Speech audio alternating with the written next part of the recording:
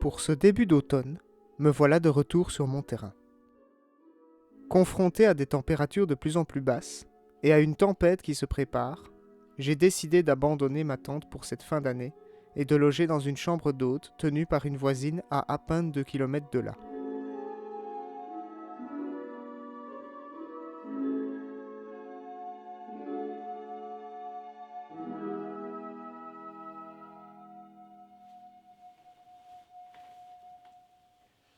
Fournissant un certain confort, celle-ci me permet de passer de meilleures nuits et d'être en bonne forme et plus efficace pour m'occuper des installations du terrain.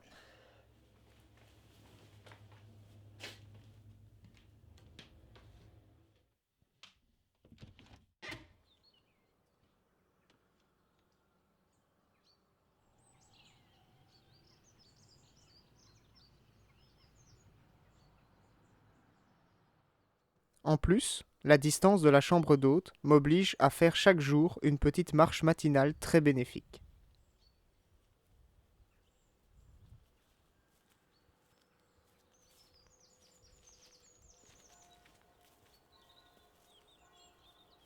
L'automne est une saison très importante lorsque l'on s'occupe d'un projet comme le mien.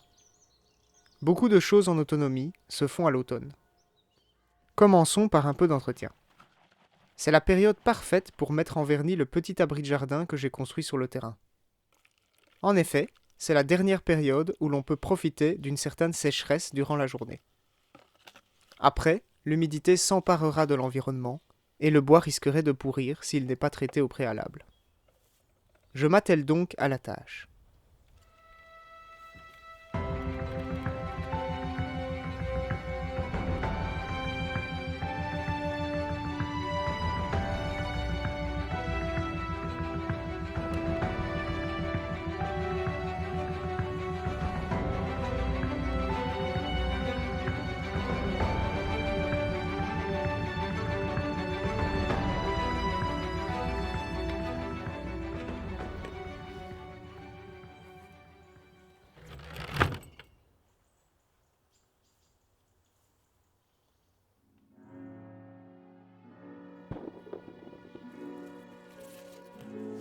Le début de l'automne, c'est aussi la période idéale pour la récolte des châtaignes.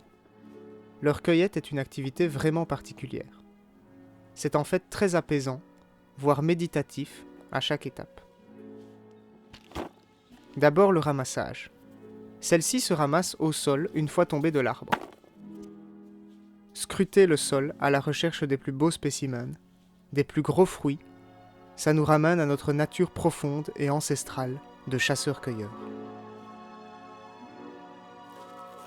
Mais attention, leurs bogues ont des épines très acérées. Gare à vous si elles tombent encore lorsque vous êtes en dessous.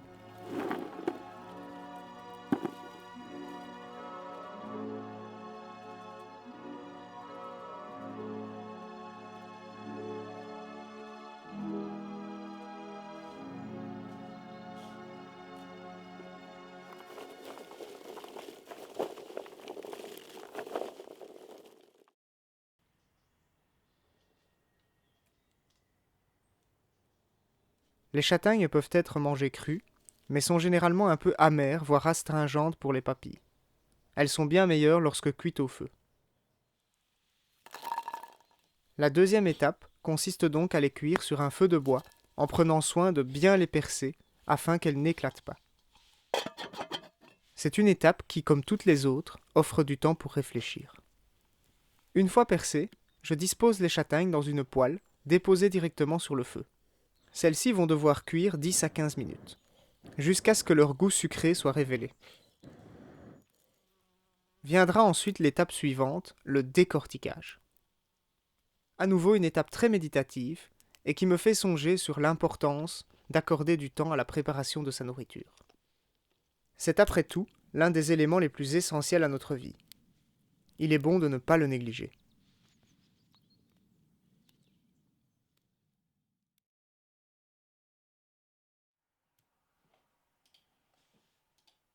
Le fait d'avoir accès à un certain confort me permet également d'utiliser intelligemment le temps que je ne passe pas à travailler sur le terrain. Lorsque la journée se termine peu à peu, je peux revenir me réchauffer et en profiter pour bosser un peu sur mon ordinateur. Cela me permet d'une part de faire un meilleur suivi en temps réel de mes activités sur le terrain, mais aussi d'avancer sur d'autres projets, comme l'écriture de mon roman ou la composition de ma musique. J'en profite également pour dérusher les images réalisées dans la journée afin de commencer les montages. Dans de prochaines vidéos, je poursuivrai mon épopée de fin d'année avec un projet de la plus haute importance. Vous découvrirez celui-ci en temps voulu. Je vous laisse donc ici avec quelques images de mon terrain.